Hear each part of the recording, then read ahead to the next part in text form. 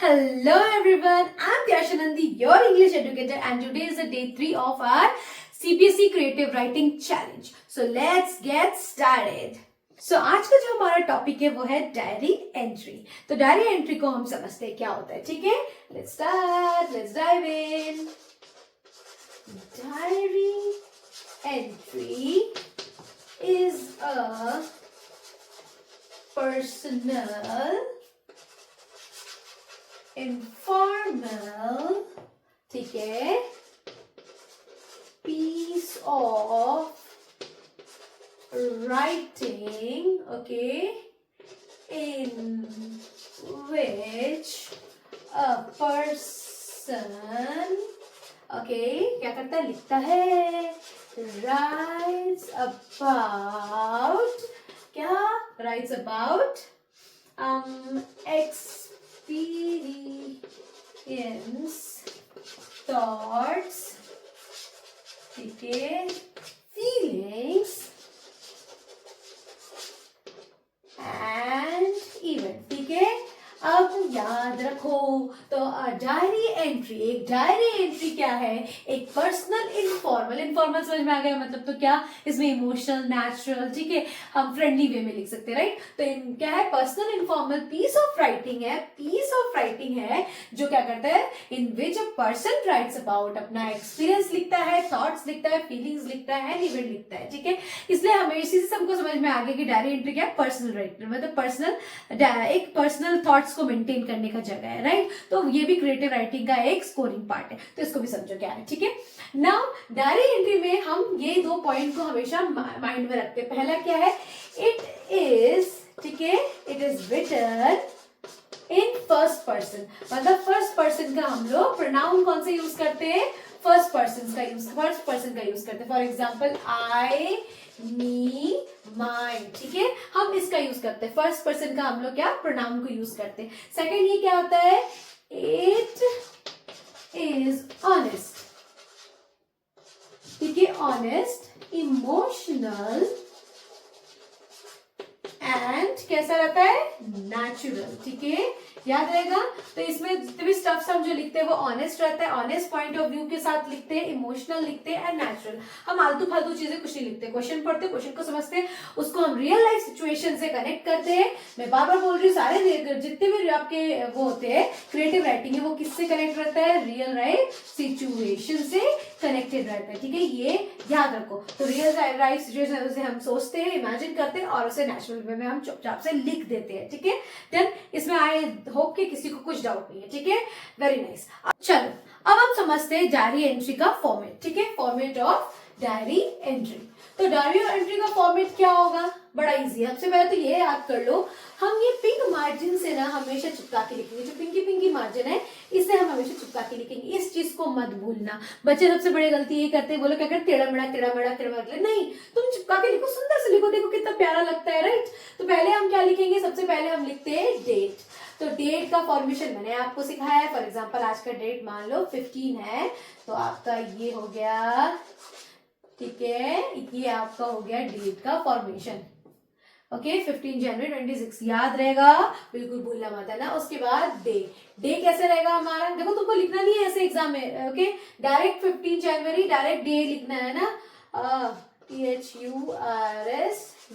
तो मैं आपको फॉर्मेट बता रही हूँ. ठीक है, थर्सडे हम ऐसे लिखते हैं. उसके बाद हम टाइम लिखते हैं. अब तुम कॉमन सेंस लगाओ, तुम डायरी एंट्री कब लिखोगे, किस समय लिखोगे, रात के समय लिखोगे. क्यों, क्योंकि पूरे दिन को आप जब अपने माइंड में पूरा दिन आपका जब बैठ जाएगा कि आज क्या हुआ था, कैसा फील किया था, ये वो सब, तब जाके आप अपने थॉट्स को कहाँ लिख सकते हो, डायरी में लिख सकते हो, है ना, अपने पर्सनल स्पेस पे लिख सकते हो. तो उसके लिए आपको रात का समय चाहिए होता है, राइट.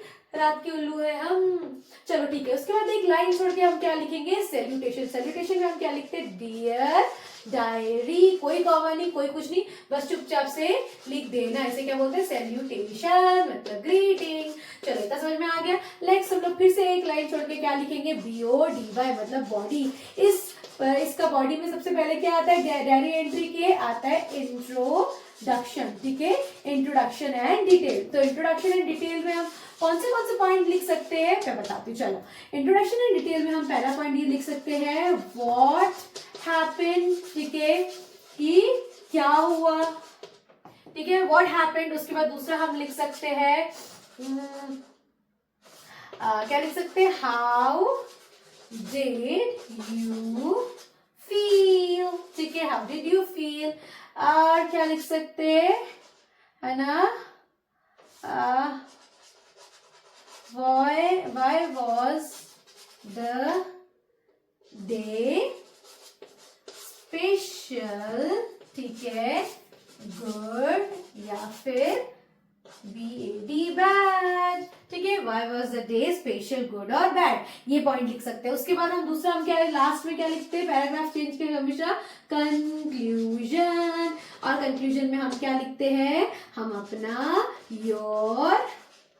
योर फीलिंग्स, ठीक है, हम क्या लिखते हैं, योर फीलिंग्स, हम लिखते हैं थॉट्स, THOUGHTS, थॉट्स लिखते हैं, और क्या लिखते हैं, हाउ फीलिंग्स, थॉट लिखते हैं, कैसा थॉट, जैसे कि हमारा लर्निंग, ठीक है, कि हमको आगे जाके क्या लर्निंग मिला, ठीक है, इससे, एंड होप फॉर टुमारो, अब मैं आगे जाके क्या सोचता हूँ कि मैं इस जो मेरे को लर्निंग मिली है, इससे मैं आगे कैसे अपने आप को इंस्पायर कर सकता हूँ, या फिर मैंने इससे क्या सीखा, एक तरह से मॉरल है, ठीक है, तो होप फॉर टुमारो। एंड उसके बाद लास्ट में हम यहाँ क्या लिखते हैं, यहाँ हम लिखते हैं सिग्नेचर, ठीक है, एंड नेम, याद रहेगा।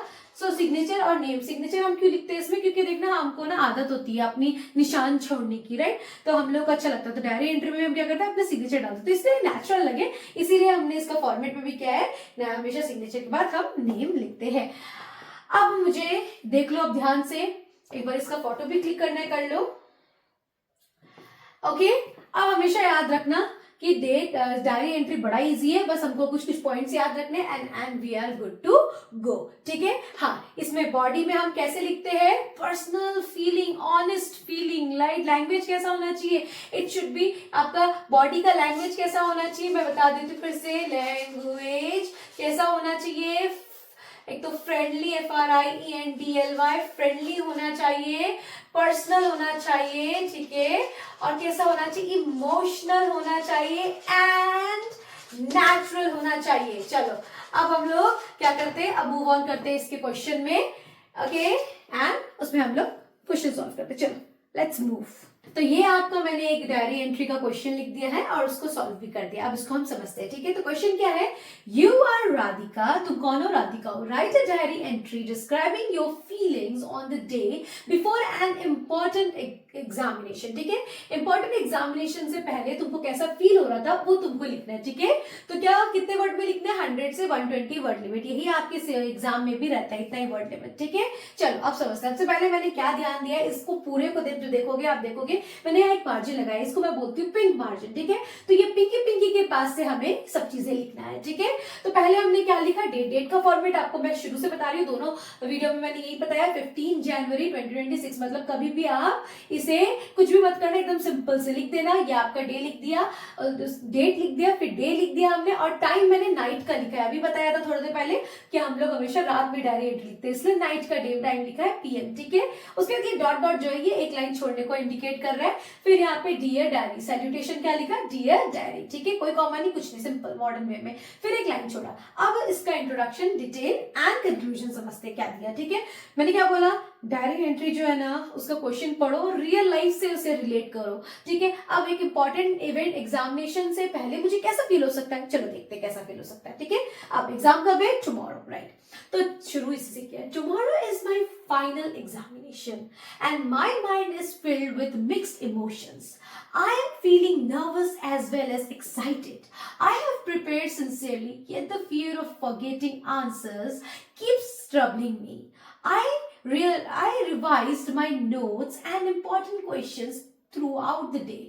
My parents encouraged me and boosted my confidence. Their support made me calm and positive. The conclusion, I now realize that confidence is as important as preparations. I believe that my hard work will give good result. ठीक है, तो learning क्या था कि मुझे पता है अब मैंने इतना मेहनत किया है, हाँ थोड़ा नर्वस फील हो रहा है, सब चीजें आ रही है, पेरेंट्स ने मुझे इनकरेज किया, इसलिए अब मुझे पता चल गया है, पक्का ये पता चल गया है कि मैं 100% मेरा जो हार्ड वर्क है, जो मेरी सिंसियरिटी है वो मुझे काम देगी. ठीक है, और उसके बाद लास्ट में मैंने अपना सिग्नेचर कर दिया एंड देन राधिका लिखकर, क्योंकि राधिका हूं मैं, यहाँ पे देखो लिखा है यू आर राधिका, तो मैंने यहाँ राधिका लिख के इसको पूरा एंड कर दिया. चलो अब हम समझते हैं व्हाट, हम समझेंगे कि मार्किंग स्कीम कितना रहता है. आपका डायरी एंट्री होता है, टोटल कितने मार्क्स का होता है, ये टोटल मार्क्स आपका होता है इसका 5 मार्क्स. याद रहेगा कितने मार्क्स का होता है, ये 5 मार्क्स का होता है. मतलब आपके पास 5 मार्क्स, मैंने क्या बोला, क्रिएटिव राइटिंग स्कोरिंग पार्ट होता है, तो just focus on the marks Baba.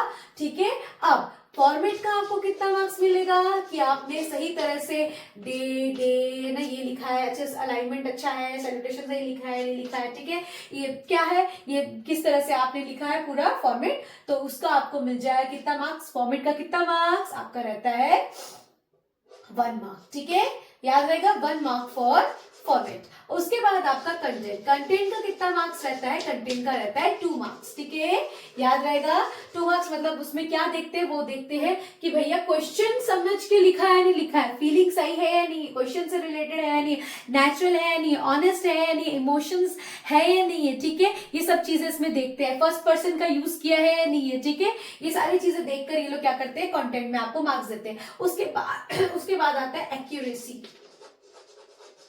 Okay, accuracy and expression. ठीक है, याद रखना एक्यूरेसी एंड एक्सप्रेशन में आपको कितना मार्क्स मिलता है 2 मार्क्स. याद रहेगा, मतलब आपके ये एक्यूरेसी मतलब ग्रामर एंड ऑल देखकर. ठीक है, आपका ग्रामर कैसा है, ग्रामर आपने सही लिखा है नहीं लिखा है, ये सारा चीज देखकर आपको ये मार्क्स देते हैं. ठीक है, ग्रामर, एक्यूरेसी एंड एक्सप्रेशन, ये सब चीज मिलाकर आपको कितना मार्क्स मिलता है, टोटल 5 मार्क्स मिलता है. तो 2 मार्क्स रहता है एक्यूरेसी एंड एक्सप्रेशन के लिए, 2 मार्क्स रहता है कंटेंट के लिए और 1 मार्क रहता है फॉर्मेट के लिए. इसीलिए मैं बार बार बोलती हूँ, आपको 1 मार्क्स भी अगर कहीं से मिलता है तो ये आप ही के लिए बेनिफिट है, इसलिए फॉर्मेट अच्छे से रट लो. अगर फॉर्मेट रटा रहेगा तो बॉडी बनाना इजी हो जाता है, क्योंकि इतना साल से हम पढ़ते आ रहे, तो क्वेश्चन समझ के कुछ ना कुछ तो अच्छा लिख ही सकते हैं इसमें, राइट, रियल लाइफ से कनेक्ट होके. So that's it for today.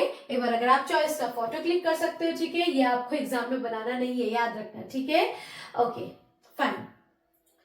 I hope आपको सब समझ में आ गया जो मैंने समझाया है. And now let's meet in my next video. All the best for your exam. Bye bye, lots of love. Bye.